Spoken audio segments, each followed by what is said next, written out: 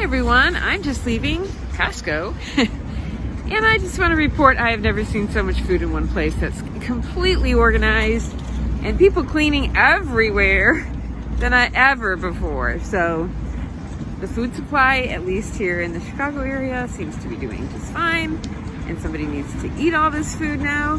So start cooking, making from scratch, or eat whatever you have that you already hoarded, because there's going to be plenty more available.